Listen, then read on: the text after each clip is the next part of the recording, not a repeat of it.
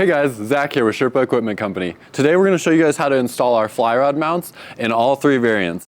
Our long offset, our short offset, and our low profile offset mounts. When they show up, they're going to get to you with 2 mounts inside and then all the required hardware as well. That required hardware is going to be 4 T-nuts, 4 washers, and 4 9/16" hex head bolts for each mount. Once you've gone ahead and confirmed that you've got both of your mounts, all the correct hardware, you're good to go ahead and start getting them installed on the rack. When you're doing that, we always recommend having a good spacing between both of the mounts to ensure there's good coverage supporting the Flyrod vault itself. In this case, we're going to do this crossbar here and the rearmost one back here as well for the installation. To start, we're going to show you how to install the non-low profile mount onto the rack. This is the short version. To start, I always like to grab my washers and place them onto the bolts to make it easier to get them hand threaded on once the T-nuts are inside. Go ahead and just drop those washers right onto your bolts. And we can go ahead, grab a T-nut, and we can get it installed in the crossbar. It's just going to roll in.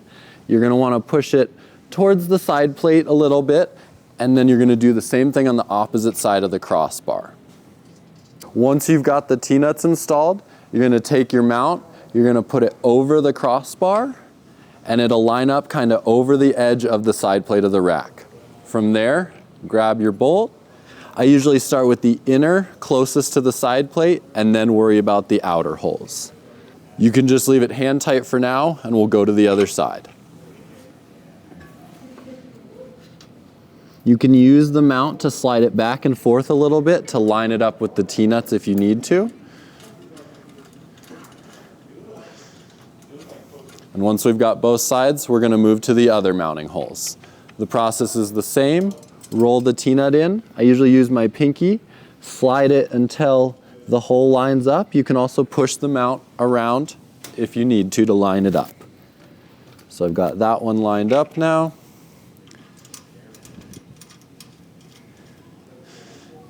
And again, hand tight, that way you can work on the other side. We usually recommend keeping the edge trim pushed up against the side plate of the rack, and then you're good to go ahead and tighten up these bolts with your 7/16" wrench. They don't need to be super tight, you're just snugging them down to secure the mount to the crossbar itself. Once you've got both of the Flyrod mounts tightened and secured to the rack, you're good to get the actual rod vault itself installed. We usually recommend the River Quiver brand Flyrod, mainly because it has stud style attachment points. Those are best when trying to attach to the flat surface of both our offset and our low profile offset mounts. To do that, you get the stud ready for whichever way you want the rod vault to face, and then you'll simply roll it over so that the holes, the bolt studs, go right through our mounts.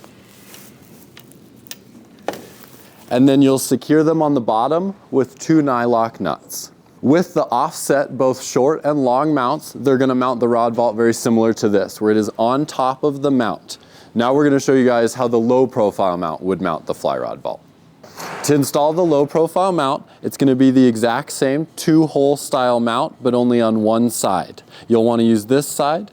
This side of the mount is going to hang off the side of the rack itself. You'll take it, you'll line it up with those T-nuts and attach it the exact same way.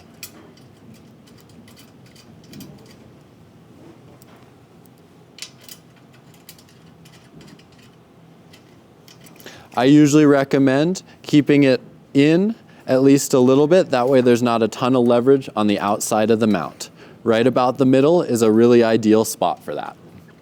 And then you just tighten them up with that 7/16" wrench again. Now that we've got the low profile mounts installed on both sides of the rack, I'm going to have Keaton here help me get the rod vault installed onto these. Instead of setting the rod vault on top, you're actually going to take it underneath and the studs will come up through the mount instead on this time. From there, you'll simply just put a washer and a nut, and I'll come over here. Once you have the stud through the mount, you'll put a washer on top and then a nut. That will secure it to the actual mount itself, and you can choose in the slot how close or far you want it from the side plate itself. Once you've got everything installed, double check that all the hardware on both the mount and the RodVault is tight and good to go, and you're all set to hit the river.